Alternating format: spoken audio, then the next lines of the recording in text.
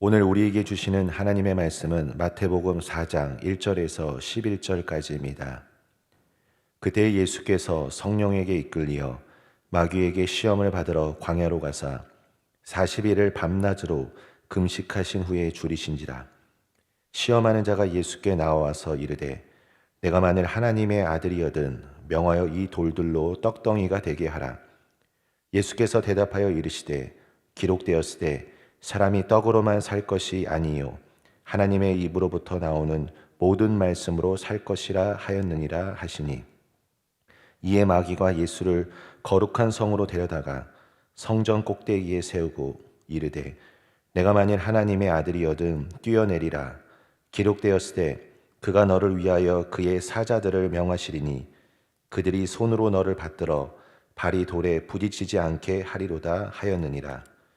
예수께서 이르시되 또 기록되었으되 주 너의 하나님을 시험하지 말라 하였느니라 하시니, 마귀가 또 그를 데리고 지극히 높은 산으로 가서 천하 만국과 그 영광을 보여 이르되 만일 내게 엎드려 경배하면 이 모든 것을 내게 주리라. 이에 예수께서 말씀하시되 사탄아 물러가라. 기록되었으되 주 너의 하나님께 경배하고 다만 그를 섬기라 하였느니라. 이에 마귀는 예수를 떠나고 천사들이 나와서 수종드니라.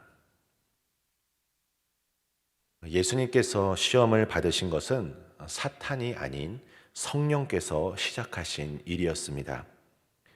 예수님께서는 광야에서 승리하셨습니다. 이는 아담이 에덴 동산에서 실패한 것과 이스라엘이 광야에서 실패한 것과는 대조를 이룹니다. 여러분, 이 세 가지 시험들은 우리들도 직면할 수 있는 시험들이며 세상에 속한 것들입니다. 즉, 육신의 정욕, 안목의 정욕, 이생의 자랑입니다. 아담과 하와를 유혹했던 죄들이었습니다. 지금 마귀는 예수님께서 굶주리고 피곤한 상태였을 때 예수님을 유혹합니다. 하지만 예수님께서는 마귀의 시험에 대해 성령의 검으로 무장하셔서 하나님의 말씀으로 응답하십니다. 먼저 첫 번째 시험입니다. 이 시험은 하나님을 의지하지 않고 자신의 육체적인 요구만을 만족시키는 시험이었습니다. 여러분, 예수님께서 이 땅에 오셨을 때 어떻게 삶을 사셨습니까? 하나님의 때를 기다리셨고 하나님의 인도하심을 따라 사셨습니다. 예를 들어 오병이어의 기적만 보더라도 예수님은 하나님께 모든 것을 맡겨드리며 백성들에게 음식을 공급하였습니다. 과거 이스라엘 백성들의 광야 시절에도 하나님께서는 때를 따라 만나와 메추라기를 주셨고 이스라엘 백성들을 인도하셨습니다. 물론 광야라는 곳은 참으로 힘들고 고통스러운 장소입니다. 하지만 광야를 통해서 우리가 배워야 할 것이 있다면 하나님이 나의 삶을 이끄시고 하나님 한 분만을 의지하고 신뢰해야만 하는 것입니다. 하나님께서 나의 삶의 모든 필요한 것들을 채우시고 나의 삶을 인도하시는 분임을 알아야 하는 것입니다. 여러분, 하나님의 뜻 안에는 하나님께서 공급하시는 타이밍이 있습니다. 우리는 이 때를 기다려야 합니다. 베드로전서 2장 23절에 욕을 당하시되 맞대어 욕하지 아니하시고 고난을 당하시되 위협하지 아니하시고 오직 공의로 심판하시는 이에게 부탁하시며 라고 말씀합니다. 즉 예수님께서는 자신에 대한 보호와 공급하심에 대하여 하나님의 방법과 때가 있음을 아시고 하나님께 모든 것을 맡겼습니다. 하지만 이스라엘 백성들은 어떠했습니까? 출애굽기 17장 7절에 보면 하나님을 시험하였다라고 말하고 그분이 일하실 것을 강요했습니다. 여러분, 하나님께서 정하신 때가 있습니다.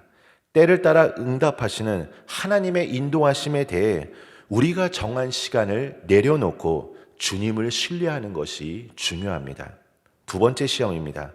성전 높이에서 뛰어내려 어떠한 상황에도 하나님께 보호받는 하나님의 아들임을 증명하라는 유혹입니다. 마귀는 자신의 주장을 정당하기 위해 시편 91편 말씀을 인용합니다. 하지만 이것은 말씀을 교묘하게 자기의 목적을 위하여 가감하면서 예수님을 유혹했던 것입니다. 예수님께서는 마귀의 시험이 무엇인지 정확하게 꿰뚫어 보시고 예수님은 하나님을 시험하지 말라라고 대답하셨습니다. 세 번째 시험입니다. 사탄은 지금 예수님께 천하만국의 모든 영광을 보여주었습니다. 그 모든 영광은 십자가가 없는 것이었습니다. 여러분, 보통 인간의 욕심은 더 나은 삶, 혹은 더 큰 행복의 조건, 혹은 하나님의 축복으로 위장된 채 나타나고 정당화되기 때문에 욕심을 욕심으로 인식하는 것이 어렵습니다.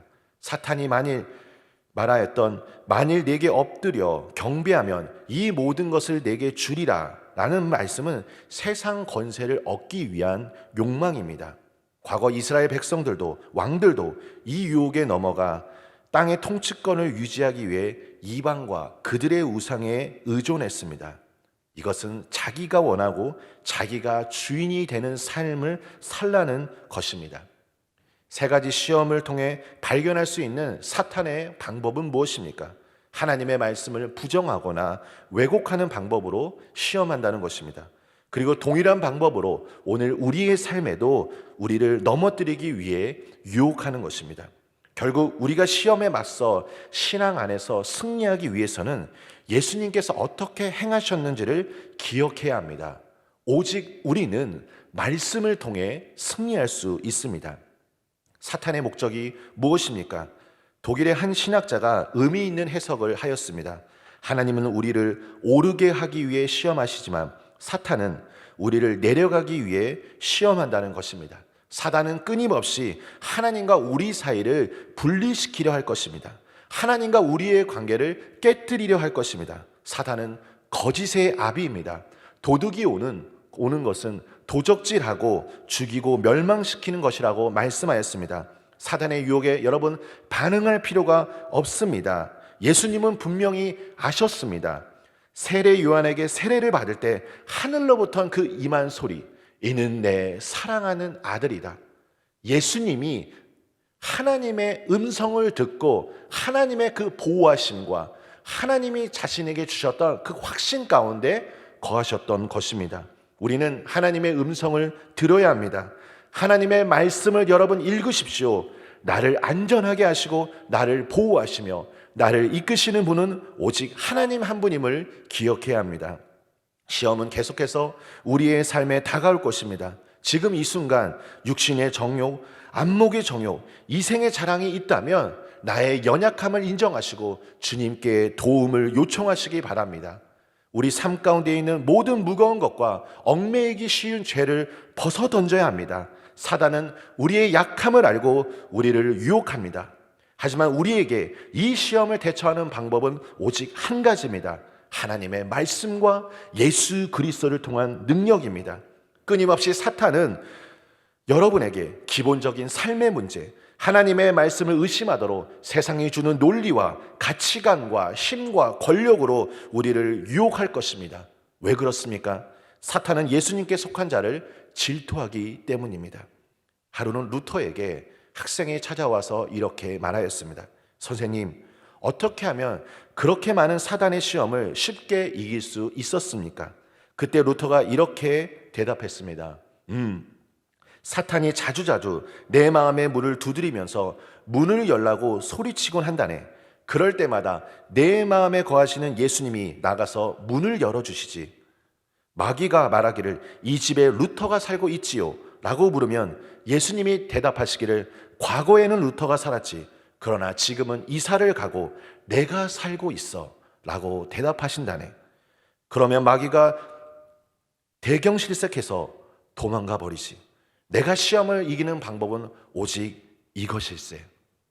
사랑하는 성도 여러분, 오직 그리스도 안에 거할 때, 말씀 안에 거할 때 승리하는 것입니다. 오직 예수님 한 분만을 바라보며 오늘 하루도 말씀을 통하여 승리하시기를 예수님의 이름으로 축원합니다. 우리 이 시간 함께 기도하길 원합니다. 먼저 이 시간 기도할 때 나의 영혼이 언제나 주님 한 분만을 바라볼 수 있도록, 말씀으로 인도받는 삶이 되도록, 하나님의 뜻을 알고 순종하며 살아갈 수 있도록 기도하시길 바랍니다.